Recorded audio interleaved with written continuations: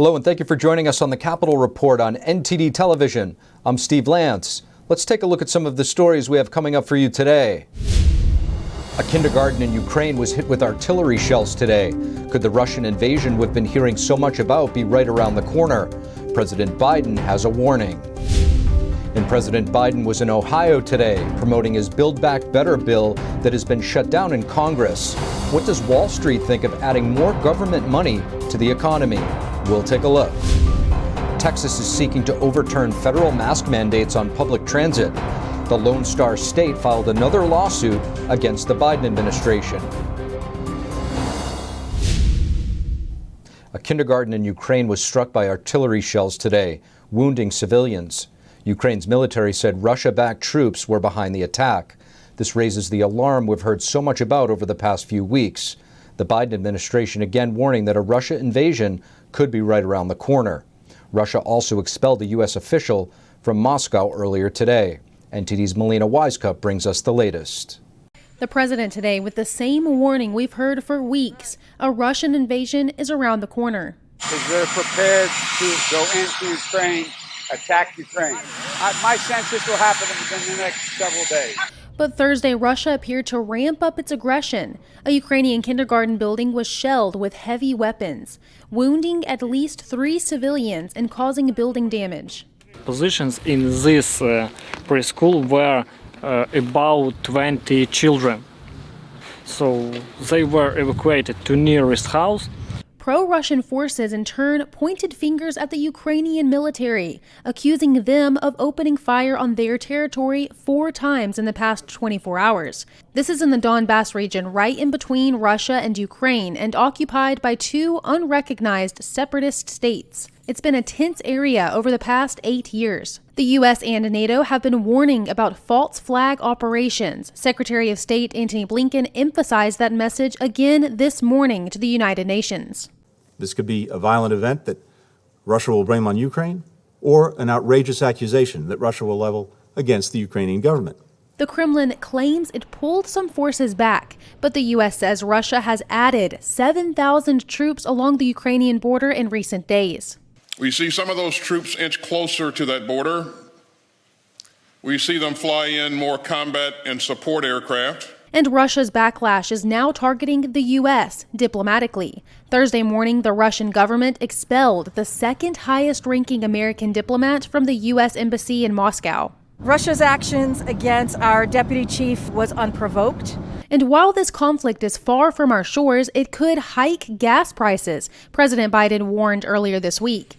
The U.S. is now more dependent on Russia for petroleum, and we could see that more clearly at the pump over the coming weeks. Congress has been working on a bill to sanction Russia in the case of a full-scale attack, but failed to reach an agreement this week before leaving D.C. We weren't able to come to agreement with our Republican colleagues on the very specific details of a preemptive sanctions package. Melina, we know Congress was also working on a bipartisan bill to sanction Russia, and there appears to be some new action coming out of Congress today to send a unified message to Putin.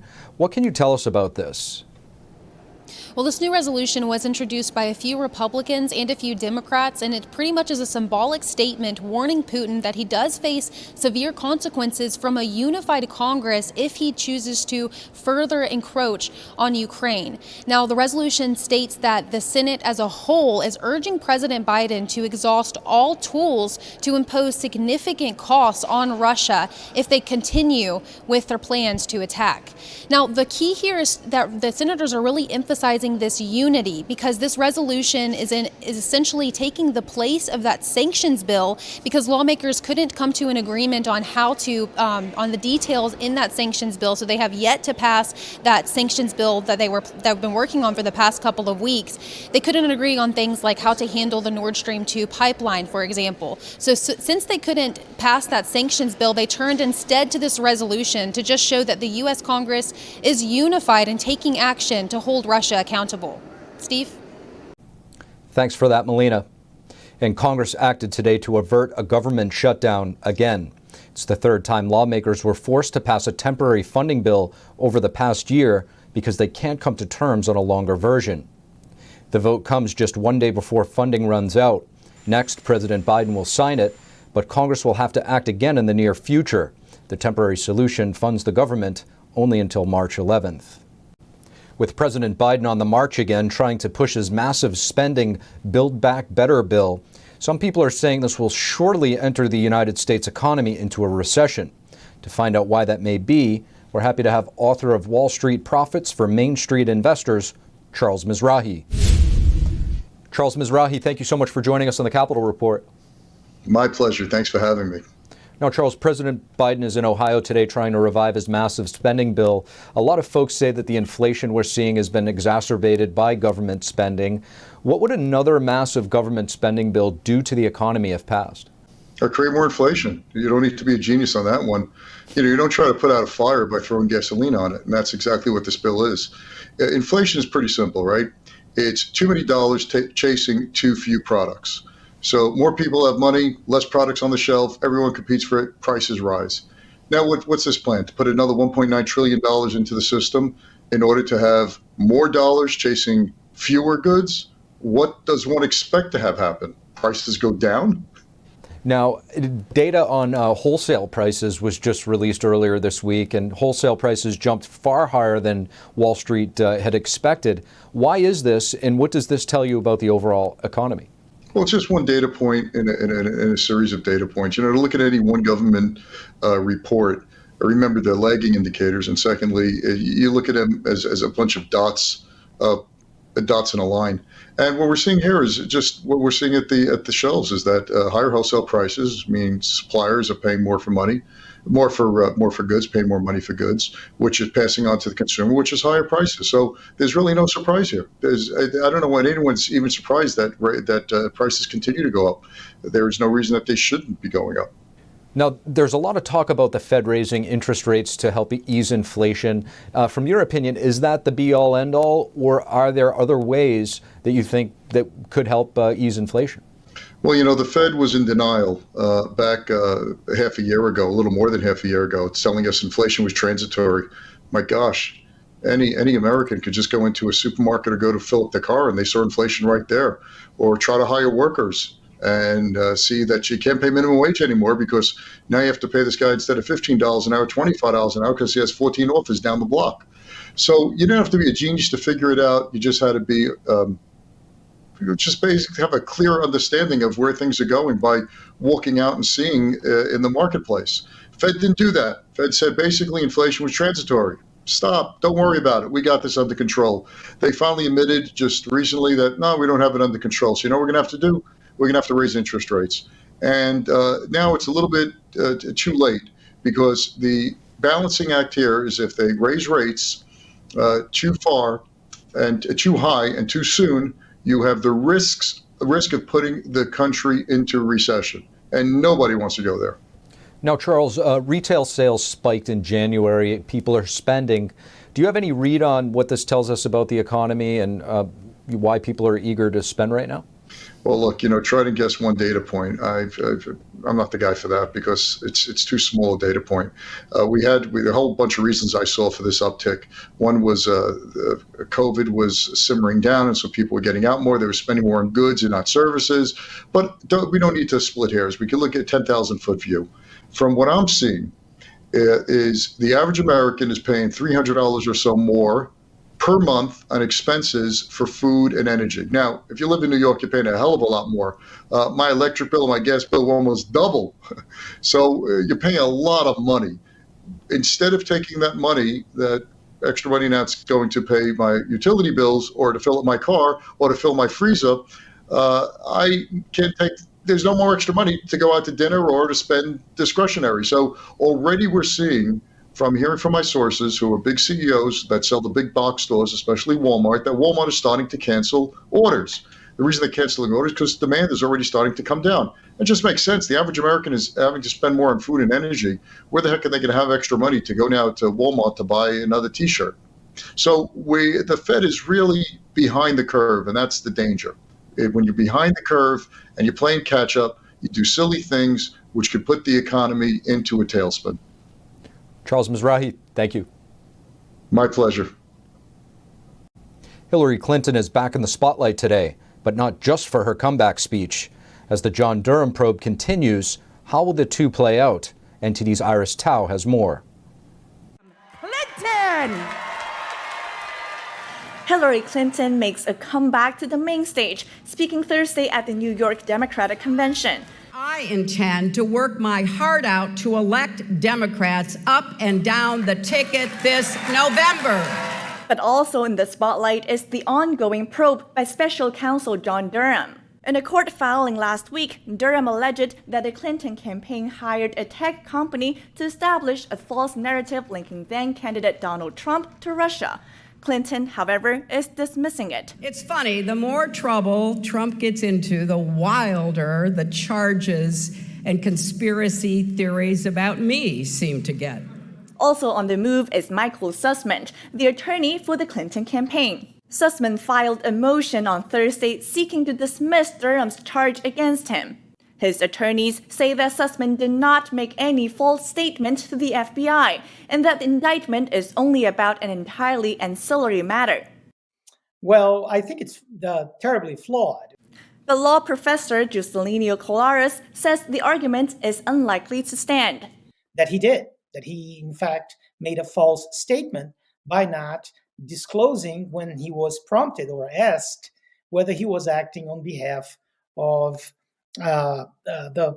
Hillary Clinton's political campaign. Or how likely do you think that it will actually get dismissed? To be very honest, knowing the reputation of Special Counsel Durham, I think it's extremely unlikely that this will be dismissed. And now 46 Republican senators are urging the Department of Justice to stay independent and give all the resources that Durham needs to proceed with the investigation. Reporting in Washington, D.C., Iris Tao, NTD News. More states are dropping school mask mandates, and Texas is taking one more step forward. The Lone Star State is suing the federal government over its mask mandate for public transit. The lawsuit seeks to stop the mask requirement on airplanes, trains, buses, and at transportation hubs. President Biden issued the order last January right after taking office. In a statement, Texas Attorney General Ken Paxton calls the measure disrespectful to the United States Constitution. Texas wants the court to issue a preliminary injunction and a permanent injunction. Kentucky Republican Senator Rand Paul also said he wants to force a vote to end mask mandates on airplanes. And U.S. governors and Canadian premiers are calling to drop cross-border vaccine mandates for truckers. 16 U.S. governors and 2 Canadian premiers wrote a letter to President Biden and Prime Minister Trudeau on Wednesday to reinstate the vaccine and quarantine exemptions for truck drivers. The governors explained in the letter that a lack of exemptions will force thousands of truck drivers out of the industry.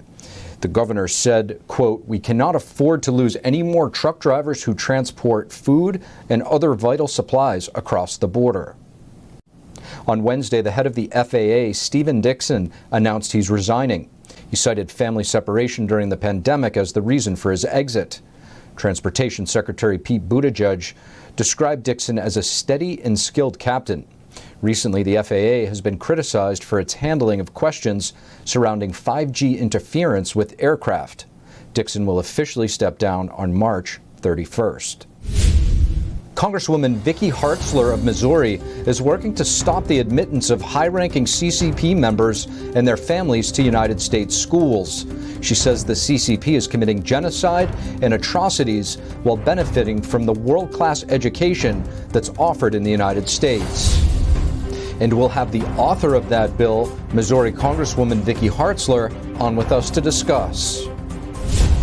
When members of the National Guard signed up for the job, they knew they'd be called to handle emergencies like natural disasters. They're now being called upon to handle a very different type of situation.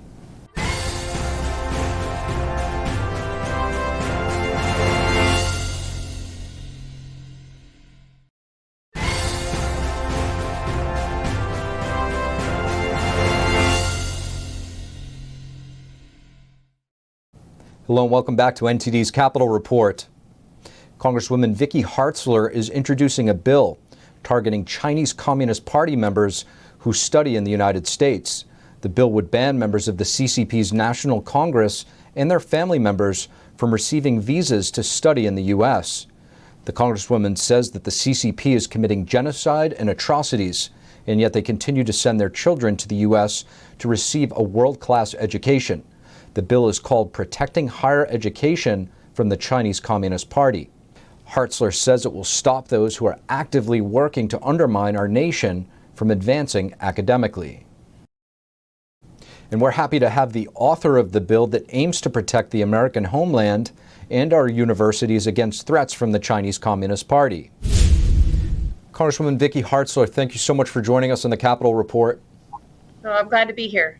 Now, Congresswoman, you've just recently introduced a bill called Protecting Higher Education from the Chinese Communist Party Act. If you could, please give us some details on what your bill is aiming to do. Sure. Well, it's going to prohibit members of the Chinese Communist Party and their family members from being able to come here and go to our colleges and universities. We have over 317,000 foreign students from China right now in America studying in our universities, and some of them have family members who are in the leadership and in the Congress of the Chinese Communist Party, and I just think that's wrong. Even President Xi Jinping's daughter received her education at Harvard and is here studying in a graduate level, and that's just wrong. We shouldn't be aiding and abetting those who want to do us harm. It's just wrong. Now, your bill sounds quite significant I mean, it carries quite a bit of weight. A lot of people may not know the gravity of which the CCP has infiltrated our universities. Like you said, many high-ranking officials and their kids, even Xi Jinping's daughter went to Harvard a few years back. What concerns are there when these Communist Party members come here and attend our universities? Well, we have to realize that China has a plan for world domination, and that doesn't sound like some Hollywood movie. That's the reality. I've produced a 4-part video series at my official website, hartzler.house.gov. I would encourage people to go there, which outlines the threats that we are facing right now from China. There's the first video is on the military threats. The second is the economic threats with the Belt and Road Initiative. The third video talks about the malign influence, and that includes what they're doing through our universities. And the fourth one gets into human rights abuses. But one thing they're doing on our university campuses is certainly just getting a very high-class education in the sciences, in the fields where they're going to go back and use that knowledge to create weapons that would be used against us. And it just doesn't make sense for us to providing them with this world-class education when they would use it for purposes against our own best interest. But then also there's the concern of espionage. We have multiple examples of where students, Chinese students on university campuses, have stolen secrets. Several universities conduct classified research, and they have grants from the Department of Defense. Our own University of Missouri here in Columbia, Missouri, has some of those grants. So you have active research being going on campus for our own national defense, and that you would have the potential of someone from China who gets a directive from back home that says, hey, we know where your parents are. You need to go get this thumb drive and, get some of that information and get it to us. Those things happen. Now, we're seeing more and more legislation aimed at the Chinese Communist Party lately.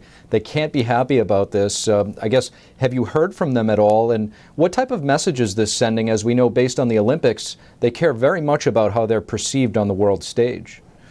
Yes, they very much do. They want to give this perception that they are strong, that they are in control, and that, of course, they're an innocent country. But then, boy, you better watch out, because I'm a senior member of the Armed Services Committee, and we know some of their military capabilities and their plans. And they have even exceeded us in some areas. They shot a hypersonic missile test recently that was very, very concerning. And they have abilities in space and other capabilities. And that's why I've been fighting to rebuild our military to make sure that we can meet any threat and deter any threat. But I'm also a member of the Congressional Executive Commission on China. We produce an annual report on the human rights abuses, And I've been very vocal about their human rights abuses with the Uyghur Muslims in the Xinjiang province, plus their very, very heightened persecution against Christians now, where you have multiple pastors and Christians imprisoned, being tortured, churches being destroyed. And because of my outspokenness, the Chinese Communist Party sanctioned me. And I am very proud of that, actually, and I'm not going to be silenced. People need to know the threat, and so that we can deter it. Congresswoman Vicky Hartzler, thank you. Thank you. A group of senators led by Marco Rubio and Todd Young are sounding the alarm about risks that Chinese business practices pose to United States investors. The senators sent a letter to the U.S. Securities and Exchange Commission. The senators say that the SEC is not doing enough to protect U.S. investors from fraudulent or politically motivated actions by Chinese companies. A group of senators, including Marco Rubio and Bill Cassidy, are trying to expand exports of natural gas to key U.S. allies. Ukraine and Taiwan are top priorities for receiving the exports. Rubio says that too many of our allies have become dangerously dependent on Russia for natural gas. The senators introduced the Expediting Natural Gas Exports to Allies Act. Rubio said this is a common sense step to reduce economic reliance on adversaries, and that it would also create more jobs for Americans. The senators note that American natural gas is also cleaner and that it's produced with less emissions than in Russia. Members of the United States National Guard are being deployed for a different type of emergency: teacher shortages. You can't act Army with these kids. You can't speak the same way you would with another soldier with these kids. You can't treat them the same way. You have to be careful with corrective actions. With teacher shortages throughout the United States, several governors issued executive orders to make more people eligible to teach in school, and a few have called in the National Guard. In New Mexico, dozens of National Guard, Army, and Air Force troops are helping fill teacher and staff shortages in over 40% of the state's districts. The teacher shortage is due in part to the pandemic. That's all we have for you this evening on the Capitol Report. Thank you for tuning in. From Washington, D.C., I'm Steve Lance, and we'll see you tomorrow.